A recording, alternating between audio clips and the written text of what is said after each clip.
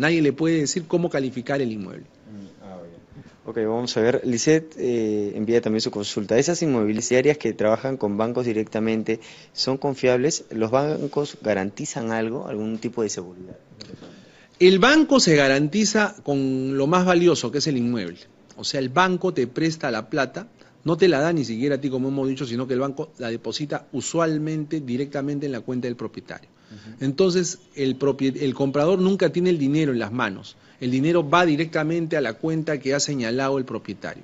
Entonces, el banco, mientras tanto, pues coloca una hipoteca en relación al inmueble.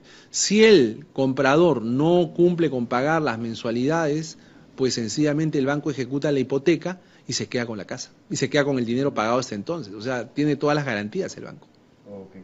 Vamos a ver, acá hay una consulta de Daniel, ¿no? Él dice, en todo caso, ¿cuál es la responsabilidad del banco que avala un proyecto? Bueno, que esa es una pregunta muy compleja, pero en resumen podemos sintetizarlo en lo que acabo de decir, ¿no? O sea, el banco no es que avale el proyecto, o sea, en la relación entre el propietario y el comprador, el banco lo único que hace es suministrar el recurso económico para que el segundo, o sea, el comprador, pueda comprar el predio. Eso es lo que hace. El banco no está avalando nada. Sencillamente el banco responde a lo que el consumidor le pregunta. El consumidor le dice, ¿usted me puede prestar plata? Y el banco le dice, voy a ver, y luego de estudiar la situación dice, sí, te presto plata, pero me vas a tener que pagar tanto por intereses, tanto por manejo, vas a tenerte que someter a tal tipo de penalidades en caso de que sufras retrasos, etcétera. Y además tu bien queda enganchado conmigo, ¿no? Hasta que honres el íntegro de la deuda. Entonces el banco no es que avale, el banco sencillamente hace un negocio porque está usando el dinero para ganar más dinero, ¿no? Y en el caso de estos departamentos que se están vendiendo, los edificios que se venden donde, bueno, he visto muchos en Jesús María, por ejemplo, que tienen súper carteles que dicen, financia banco tal, ¿no? Lo que pasa es que a veces el propietario, el constructor o la empresa constructora lo que hace es un trato con el banco, un banco determinado, ¿correcto? Entonces él va a vender su inmueble a través del banco y el banco X va a ser el que le va a proporcionar el dinero al comprador. Eso se suele hacer, no es malo, no está prohibido. Ok, vamos a ver. Acá siguen llegando más preguntas. Vamos a ver, vamos a ver. Juan, en la compra de un DEPA, ¿en qué momento se hace la transferencia de la propiedad? Normalmente se hace cuando ya el inmueble está terminado. Lo que normalmente se hace es, como les decía, al principio lo que se vende es una esperanza, ¿correcto? Entonces los compradores, los futuros compradores lo que hacen es depositar un enganche, ¿no? Un enganche para asegurar que van a tener acceso a la propiedad del inmueble una vez que esté terminado. Cuando pasan los meses y ya el inmueble está prácticamente terminado, ya muchos consumidores están tramitando con la anticipación debida los papeles ante el banco, porque esto no es algo que pase de un día para otro. O sea, hay una serie de calificaciones, una serie de evaluaciones bancarias y crediticias antes de proporcionarle el dinero al consumidor, que repito, tardan meses. Entonces, una vez que todo este proceso de evaluación se ha llevado a cabo de manera satisfactoria para el banco, es que recién se desembolsa el dinero en favor del consumidor. Entonces ahí lo que tenemos es que el momento en el cual el consumidor debe acercarse a pedir la plata al banco es cuanto antes, cuando vea que el inmueble está ya terminándose, o antes de que esté terminado, porque va a recibirlo después de algunos meses, ¿no? Ok, Harut envía también su consulta. Dice, ¿cómo puedo adquirir un DEPA sin que mi esposo firme? Pues no se encuentra en el Perú y tampoco puede mandar un poder. Si ella está es una dama, ¿no? Sí. Si está casada y no ha hecho separación de bienes, aunque sea ella la que compre, el inmueble va a ser de la sociedad conyugal, va a ser de los dos, aunque solo ella figure como adquirente, nada más. Entonces, pero eso sí, cuando lo quiera vender, como está casada y es un bien de la sociedad conyugal, allí sí va a requerir la firma del esposo. Okay. Mario, vamos a ver, dice, en un remate judicial, ¿quién entrega los documentos sobre el bien adquirido y quién garantiza la entrega? En un remate judicial, bueno, a ver, hay casos en los cuales, por ejemplo, cuando los copropietarios no se ponen de acuerdo sobre la tenencia de un bien, deciden partirlo. La usual es que, por ejemplo, si son tres hermanos que no se ponen de acuerdo, El hermano que no está de acuerdo con los otros dos le dice, ya, yo les vendo mi parte, les da la primera opción para que los otros dos compren. Si los otros dos no compran, se inicia un procedimiento judicial de división y partición, el cual puede terminar con el remate del bien, previa tasación por perito. Entonces, es el Poder Judicial el que lleva a cabo el remate judicial. Y lo que se hace es, una vez obtenido el precio que finalmente pagó el comprador, se distribuye equitativamente entre los 3 hermanos del ejemplo, ¿no? Si son 4, entre los 4, si son 5, entre los 5. Es así como funciona. Okay. Javier acá envía su consulta también. Al vender mi inmueble, ¿cómo saber si el cheque de gerencia es confiable? Bueno, es que normalmente el cheque de gerencia debería ser confiable y se podría depositar y verificar inmediatamente con el banco si todo está conforme, ¿no? Esto es fundamental porque esa es una forma de pago en tiempos de inseguridad como estos, es lo más asegurado. Ahora, usualmente esto se hace en actos en los cuales hay fe notarial, ¿no? En los cuales se toma el dinero del cheque y se deposita y se efectiviza el cobro del mismo, ¿no? Y se verifica si efectivamente contaba con los fondos. No puede haber nadie tan temerario que gire un cheque sin fondo porque eso es delito, libramiento indebido de cheque.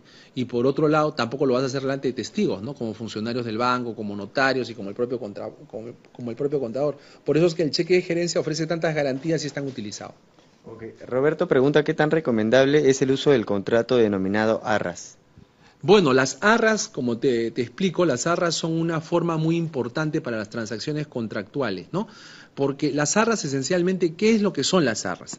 Las arras constituyen un anticipo en el pago que se va a efectuar en relación a la compra del inmueble. Tú entregas en arras una cantidad determinada de dinero a fin de que con eso te puedas asegurar la titularidad o la primera opción en la compra del inmueble, ¿correcto? Eso es lo que se suele hacer. Entonces es muy frecuente que se hagan las arras, tan frecuentes que incluso está incluido un capítulo en el Código Civil al respecto. Okay.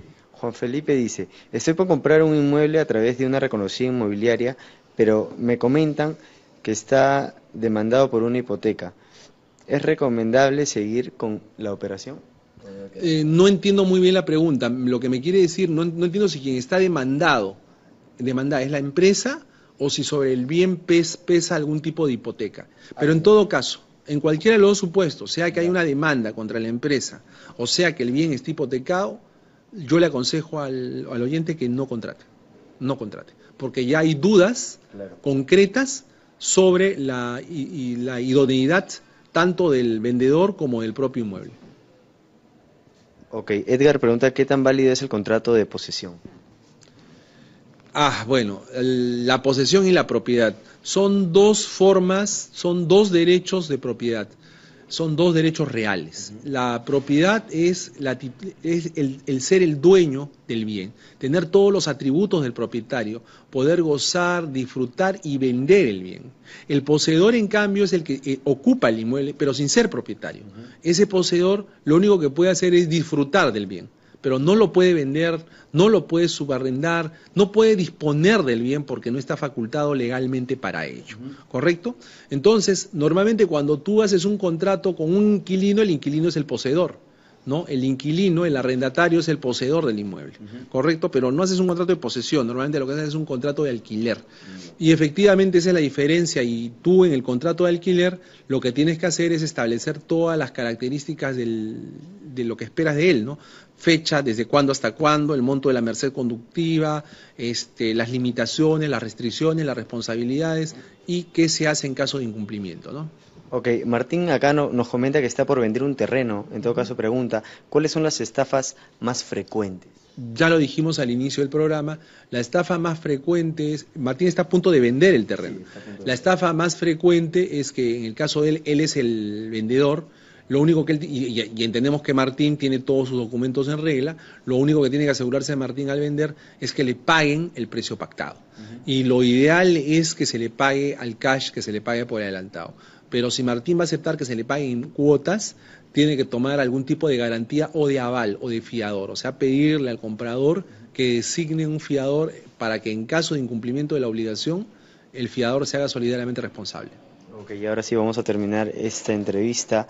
Para ver, ¿podría hacernos una especie de resumen para los usuarios que tal vez se han conectado un poco tarde a esta entrevista? Claro, bueno, comprar un inmueble es algo muy delicado porque están involucradas grandes sumas de dinero. A veces los ahorros de toda una vida del consumidor o incluso el contraer deudas muy fuertes con las entidades financieras. Por eso hay que adoptar precauciones. Y las precauciones de manera general las podemos dividir en precauciones de orden legal y precauciones de orden físico. Las precauciones de orden legal significa verificar en los registros públicos y en la municipalidad correspondiente que los documentos se encuentren en regla, que el propietario inscrito es el que les va a vender, que las medidas en el plano, que las medidas en el registro correspondan a las que efectivamente les están ofreciendo a ustedes, verificar que no haya cargas, gravámenes, ni ningún tipo de carga como hipoteca, por ejemplo, sobre el bien que pueda limitar el derecho de propiedad. Eso es en el tema físico. En el otro tema es que hay que verificar que tanto en la parte privada, en el departamento del comprador, como en las zonas que son de uso común, se establezcan, mejor dicho, estén todas aquellas características que el consumidor había esperado, todas aquellas características que se le habían prometido al consumidor, tanto en medidas como en calidad y sobre todo ver el tema de la seguridad, el tema eléctrico, el tema de la seguridad de los pozos a tierra, las puertas contra fuego, etcétera. Y para todo esto, si es necesario contar con una asesoría especializada, es conveniente que así sea, contar con una asesoría especializada. Ok, ¿a dónde se podrían quejar, dónde podrían hacer sus denuncias todos nuestros internautas que nos están escuchando? Pueden comunicarse con ASPEC, con la Asociación Peruana de Consumidores que yo presido, al 448-5000, repito, 448-5000, o escribirnos a nuestra página web www.aspec.org.pe. Si tienen problemas, nosotros los podemos patrocinar legalmente. Ok, señor Cáceres, muchísimas gracias. Eso ha sido todo. Amigos del Comercio.p, hemos estado con Crisólogo Cáceres, presidente de ASPEC. Se despide Antonio Álvarez en este reporte. Nos vemos.